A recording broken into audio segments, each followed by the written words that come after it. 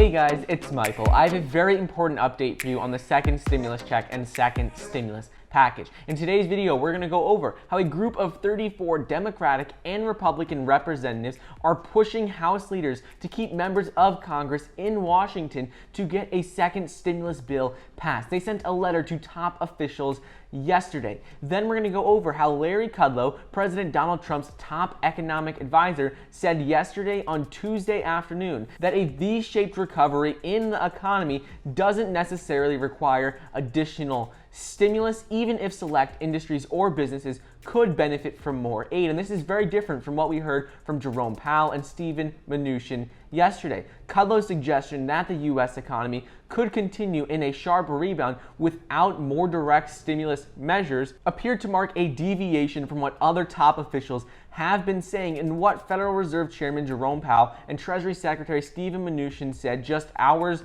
earlier in their meeting with Congress. And they said more direct support is needed. And finally, we're going to go over how Jerome Powell said there are a couple of specific measures that need to be passed in the second stimulus package that, if they aren't passed, pose huge risks to employment and GDP growth moving forward in the U.S. So we're going to go over all of this and more, but before we get started, it would really mean a lot if you could like the video down below and subscribe to my channel. It's completely free to do so, and it currently says about 50% of you watching are not subscribed. So if you'd like to stay up to date on the second stimulus check and other news updates, well then please be sure to subscribe. Also, don't forget, you get $20 immediately when you download the M1 Finance app using the link down below, and get a free stock valued up to $1,600 when you download the Webull investing app using the link down below as well. So, a group of 34 Democratic and Republican representatives sent a letter to top lawmakers yesterday and are pushing House leaders to keep members of Congress in Washington to work on a second stimulus package instead of letting them go back home to campaign for re-election later in the year. The lawmakers, led by Representative Jared Golden, Democrat of Maine, wrote in the letter that it has been suggested that members of Congress are anxious to return to their districts to campaign in advance of the November 3rd election, even if that means leaving Capitol Hill without passing another stimulus package. On the other hand, many top officials are also worried about going home for their re-election campaigns because they promised people in their areas that they would have a second stimulus package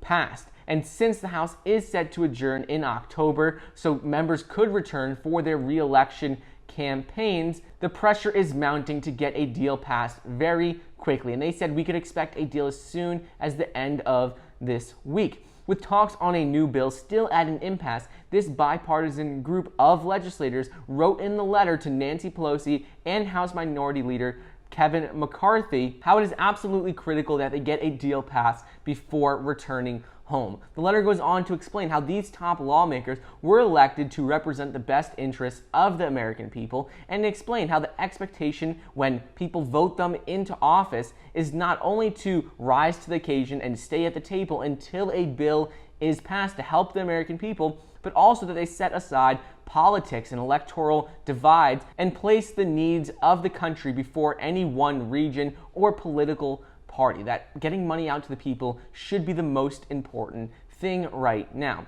Next up is Larry Kudlow, President Donald Trump's top economic advisor, said yesterday on Tuesday afternoon that the broad economic recovery from the virus doesn't necessarily require additional stimulus, even if select industries or businesses could benefit from more aid. This is completely different from what we had heard from other top officials yesterday. He said on CNBC's The Exchange that I don't think the V-shaped recovery depends on a second stimulus package, but I do think a targeted package could be a great help to the American people. He goes on to explain how even though he thinks the economy has been improving nicely, it could use some additional help in key targeted areas. Kudlow goes on to say that the White House has for weeks been pushing for more funding for schools, the Payment Protection Program, and other direct relief measures. He acknowledged that while the overall U.S. economy appears to be in the middle of a comeback, how we've gained millions of jobs and things are on the rise,